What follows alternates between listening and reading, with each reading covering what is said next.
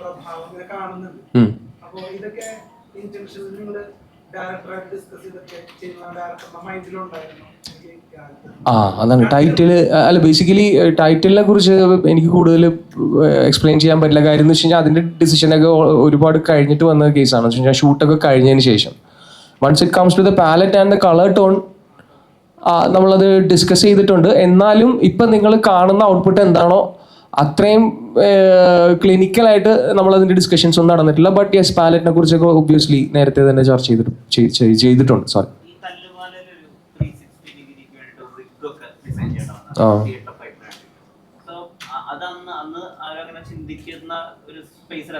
ശരി. ജിംഖാനയ്ക്ക് വേണ്ടിട്ട് അങ്ങനെ ഒരു എക്യുപ്മെന്റ് മേക്ക് ചെയ്യോ അല്ലെങ്കിൽ ഒരു സ്പെസിഫിക് ഒരു ലെൻസ് കിറ്റ് പർച്ചേസ് ചെയ്യോ അങ്ങനെ വേണ്ടി വന്നിട്ട് ഒന്നും ചെയ്തിട്ടില്ല. നത്തിങ്. അതായത് ജിംഖാനയിൽ എസ്പെഷ്യലി ഞാനൊരു ഇപ്പൊ നിൽക്കുന്ന ഫോട്ടോഗ്രാഫേഴ്സിനൊക്കെ മനസ്സിലാവും, ഞാൻ ഇപ്പോൾ പ്രോബബ്ലി ഒരു ട്രൈപോഡ് പോലും യൂസ് ചെയ്തിട്ടില്ല. ടെക്നിക്കാലിറ്റി അറിയുന്നവർക്ക് വേണ്ടി ഞാൻ പറയാം, ഞാനൊരു റോപ്പ്, ഒരു റബ്ബർ റോപ്പ് ടോപ്പിൽ നിന്ന് റിങ്ങിന്റെ നടുക്ക് ടോപ്പിൽ നിന്ന് ഒരു റബ്ബർ റോപ്പ് ഇറക്കിയിട്ട് അതിലൊരു ഫിഗ്രിക്കിനകത്ത് ബ്രെയിനും ലെൻസും മാത്രം വെച്ചിട്ടാണ് വർക്ക് ചെയ്തിട്ടുള്ളത്. അതിൻ്റെ അകത്ത് സാധാരണ നമ്മൾ മൂവി ക്യാമറയിൽ സൗണ്ടിന്റെ അതിന്റെ ചെറിയ കോമ്പണൻസ് ഉണ്ടാവും. പിന്നെ അതുപോലെ ചെറിയ ചെറിയ കോമ്പണൻസ് ഒക്കെ ഇങ്ങനെ ഫിക്സ് ചെയ്ത് വരുമ്പോൾ അതിന്റെ വെയിറ്റ് കൂടും, അതിന്റെ വോളിയം കൂടും. അതൊക്കെ മാക്സിമം ചെറുതാക്കാൻ വേണ്ടിയിട്ട് just the brain and the camera. പിന്നെ ഞാൻ അതിന്റെ ഫ്രണ്ടിൽ ഒരുപാട് ഫിൽറ്റേഴ്സ് ഒക്കെ ഇട്ട് ഷൂട്ട് ചെയ്യാൻ ഇഷ്ടപ്പെടുന്ന ഒരാളാണ്. അപ്പോൾ അതൊക്കെ സാക്രിഫൈസ് ചെയ്യേണ്ടി വന്നു. ബട്ട് യാ, ക്വസ്റ്റ്യന് ഞാനത് ഒന്നും ചെയ്തിട്ടില്ല, ഹാൻഡിൽഡ് ആയിരുന്നു മൊത്തം.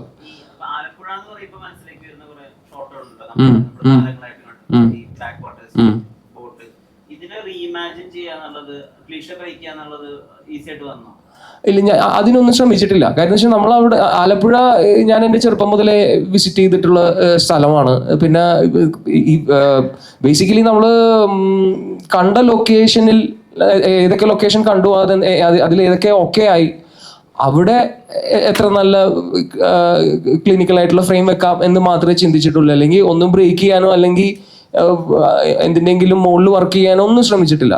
It's very down to earth ആയിട്ടാണ് പടം വർക്ക് ചെയ്യാൻ ശ്രമിച്ചിട്ടുള്ളത്. അതുകൊണ്ട് തന്നെ നിങ്ങൾക്ക് അങ്ങനെ ഫാൻസി ആയിട്ടൊന്നും അതിൽ കാണാനും പറ്റില്ല. ഇറ്റ്സ് വെരി കണ്ടംപററി ആണ് ഇപ്പോഴും സിനിമ. ഫസ്റ്റ് ഹാഫ് ഒക്കെ അല്ലേ വളരെ ലൈറ്റ്, അനുരാഗരിക്കിൻ വെള്ളത്തിനേക്കാൾ ലൈറ്റാണ് ഫസ്റ്റ് ഹാഫ്. ആലോചിച്ച് നോക്കി കഴിഞ്ഞാൽ അവർക്ക് അത്രയും കോൺഫ്ലിക്ട്സ് ഒക്കെ ഉള്ളൂ. +2 പഠിക്കുന്ന പിള്ളേരല്ലേ, അവർക്ക് വേറെ പ്രശ്നങ്ങളൊന്നുമില്ല. Thank you. ഈ സിനിമയില് ഒരു ഡയറക്ടർ ഒരു നിർമ്മാണ പങ്കാളിയും കൂടിയാണ്. ഒരു 6 മാസത്തെ പ്രോസസ്സ് വേണ്ടി വന്നു എന്ന് പറഞ്ഞു.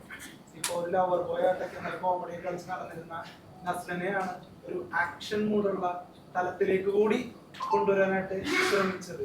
അപ്പോൾ പ്രോത്സാഹനത്തിനോടൊപ്പം തന്നെ ഒരുപാട് ശാസിച്ചിട്ടുണ്ടാവില്ലേ? മീൻസ് ഒരുപാട് കാര്യങ്ങൾ മിസ്റ്റേക്ക് വരുമ്പോഴൊക്കെ ഗൗരവം കാണിക്കാറുണ്ടോ?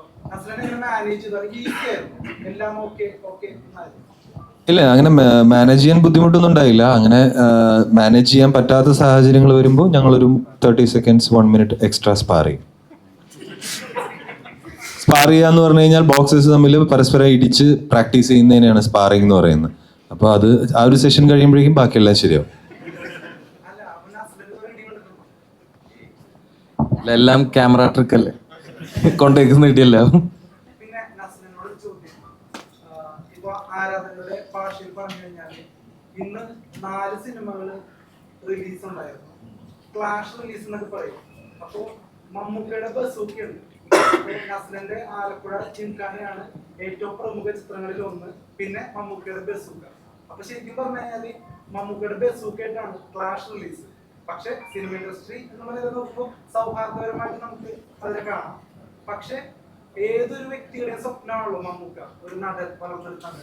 അപ്പൊ നസ്ലിന് ആദ്യമായിട്ടാണ് തോന്നുന്നു മമ്മൂക്കയുടെ ഒരു റിലീസ് വരുന്നത് നസ്ലിന്റെ കാര്യത്തിൽ. അപ്പൊ ഈ ഒരു ക്ലാഷ് റിലീസിനെ എങ്ങനെ നോക്കിക്കാണും എന്ന് പറഞ്ഞു? അതിനെപ്പറ്റി ഒന്നും കൂടുതൽ ചിന്തിച്ചില്ല. ഒന്നാമത്തെ സമയം കിട്ടിയില്ല ഇതിൻ്റെ പ്രൊമോഷനും കാര്യങ്ങളൊക്കെ ആയിട്ട്. പിന്നെ ഞാൻ തീർച്ചയായിട്ടും ഈ ബാക്കിയുള്ള സിനിമകൾ കാണാൻ വേണ്ടി വെയിറ്റ് ചെയ്തിരിക്കുന്ന ഒരാൾ തന്നെയാണ് ഞാൻ. ഇപ്പോൾ ഇതിൻ്റെ തിരക്കിൽ നിന്ന് ഒഴിഞ്ഞിട്ട് വേണം ബസൂക്ക ആണെങ്കിലും മരണമാസമാണെങ്കിലും മറ്റുള്ള സിനിമകളാണെങ്കിലും കാണാൻ വേണ്ടിയിട്ട്. അപ്പോൾ ഭയങ്കര സന്തോഷമുണ്ട്. അപ്പോൾ ഇതിപ്പോൾ ഇങ്ങനെ പറയുമ്പോൾ തന്നെ, അല്ലെങ്കിൽ അതങ്ങനെ ആളുകൾ സംസാരിക്കുന്നുണ്ട് എന്നൊക്കെ അറിയുമ്പോൾ തന്നെ ഒത്തിരി സന്തോഷമുണ്ട്.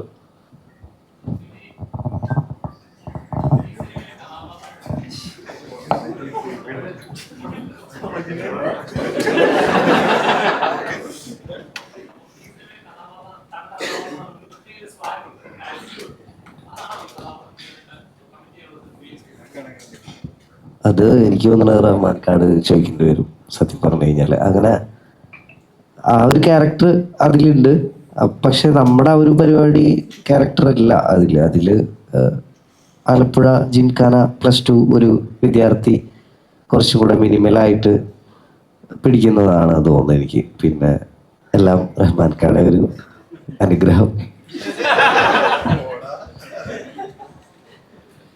തോന്നുന്നത്.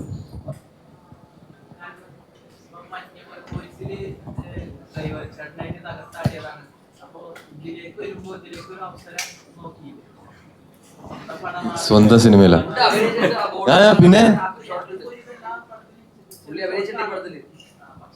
ഇല്ല, ഞാൻ അങ്ങനെ ട്രൈ ചെയ്തില്ല. കാരണം ഒരുപാട് ജോലികൾ വേറെ സൈഡിലുള്ള ഉണ്ടായിരുന്നോണ്ടും ചെയ്യാൻ അറിയാവുന്നവർ പടത്തിൽ അഭിനയിക്കുന്നുള്ളതുകൊണ്ട് ചെയ്തില്ല.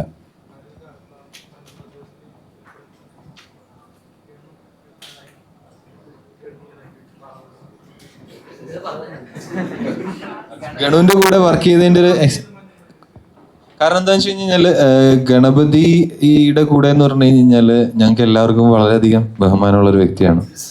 കാരണം ഞങ്ങളുടെ കൂട്ടത്തിൽ ഈ ഇരിക്കുന്ന മറ്റാരെക്കാളും എനിക്ക് തോന്നുന്നു ഞങ്ങളുടെ എക്സ്പീരിയൻസ് കൂടുതലുള്ള, പലരുടെയും പ്രായത്തിനേക്കാൾ വലുതാണ് ഗണപതിയുടെ എക്സ്പീരിയൻസ്. അപ്പൊ അതുകൊണ്ട് തന്നെ അദ്ദേഹം കൂടെ വർക്ക് ചെയ്യുന്നു, അദ്ദേഹത്തിന്റെ കൂടെ വർക്ക് ചെയ്യാൻ പറ്റുക എന്ന് പറയുന്നത് വളരെ അധികം ഞങ്ങൾ എൻജോയ് ചെയ്തിട്ടുള്ള ഒരു പ്രോസസ്സാണ്. കാരണം അത്ര എക്സ്പീരിയൻസ് ഉള്ള ഒരാള് ഈ പിള്ളേരുടെ കൂടെ അത്ര സെയിം എഫേർട്ട് ഇട്ട് വർക്ക് ചെയ്യുക എന്ന് പറയുന്നത് വലിയൊരു കാര്യമല്ലേ. അപ്പോൾ വി ആർ സോ ഗ്രേറ്റ്ഫുൾ. കേണോ കഥ മുഴുവനായിട്ട് പറഞ്ഞു കൊടുക്കില്ല.